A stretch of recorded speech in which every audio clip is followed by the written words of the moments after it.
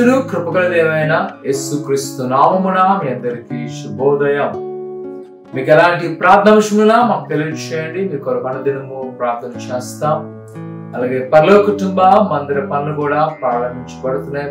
వాటి కొరకు ఆర్థికమైన వాళ్ళు సమకూలాగా ప్రార్థన చేయండి.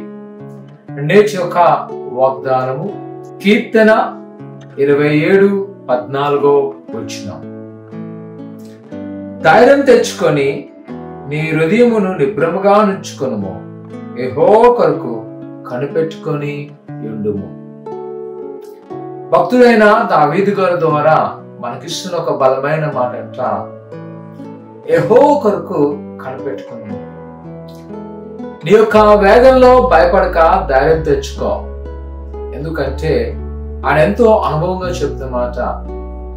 తన క్రితము స్నేహితులు లేదా రాజైన సాములు అనేక చోట్ల తనకున్న ప్రతికూల సమయంలో దావీదు గారు చేసిన లేనంట ధైర్యముతో యెహోవా యందు నిరీక్షణ కలిగి ఉండారు.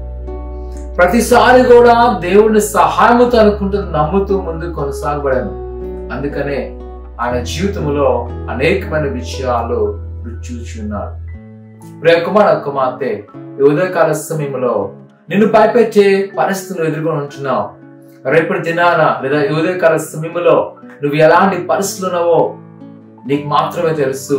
ఒకవేళ నీ ముందు వ్యాధి ఉన్నదేమో, నిన్ను భయపెట్టే పరిస్థితి నీ దగ్గర ఉన్నాయేమో, నీ హృదయంలో ఒక పెద్ద సంఘర్షణ జరుగుతుందేమో. కానీ భయపడక యెహోవా యందు ధైర్యం తెచ్చుకొని ఆయన కొరకు వేచిండు. దేవుని కొరకు, దేవుని కార్యాల కొరకు వేచినప్పుడు సంగమా ఆయన మన పట్ల గొప్ప కార్యాలు తలపెట్టడానికి సిద్ధంగా ఉన్నాడు. ఎవరైతే ఆయన నమ్ముకుంటారో, ఎవరైతే ఆయన నిరీక్షణ కలిగి ఉంటారో ఆయన విడుబడు ఆయన బాగా నప్పిస్తానమ్మా. ఈరోజు నీ సమస్య చూసి చెప్పు, ఒక సమస్య నీ వల్ల నాకు ఎలాంటి భయం లేదు, ఎందుకంటే నాతో నజరైన యేసుక్రీస్తు ప్రభువు ఉన్నారు.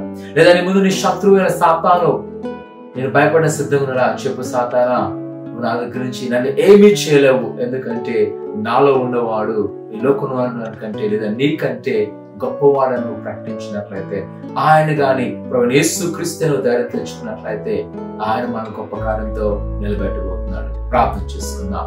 ఘనమైన దేవానికి ఉన్న ఈ ఉదయకాల సమయంలో ఆయన భయపడుతున్న నీ బిడ్డలు మీరు జ్ఞాపకం చేసుకోండి. ఆయన వారి ధైర్యం దయచేయండి. ఇగో నీ కృపలో వారిని బలపరచండి. నీ ఆశీర్వాదముతో నింపి ఆయన వారికి ప్రతి కొదులు తీసుకోబడుతున్న దేవానికి ఉన్నారు. ఇగో నీ సన్నిధిలో వర్ధలకు సహాయం చేయబడుతున్న దేవానికి ఉన్నారు. నీ కృపాక్షంతో నింపి ఆశ్రయింప చేయబడుతున్న దేవానికి ఉన్నారు. ఇదిగో ఎవరైతే నీ సన్నిధిలో భారం కలిగి ప్రార్థన చేస్తున్నారో యేసు నామమున వారి యొక్క హృదయ వాంఛను నెరవేర్చమని, ప్రభువాని కృపాక్షాన్ని నింపమని యేసు నామమున అడుగుతున్నాం తండ్రి, ఆమేన్. భయపడద్దు, ధైర్యం తెచ్చుకునండి. యెహోవా కొరకు ఎదురు చూచిన వారిని ఆయన తప్పకుండా ఆశీర్వదించే దేవుడు. ఆమేన్.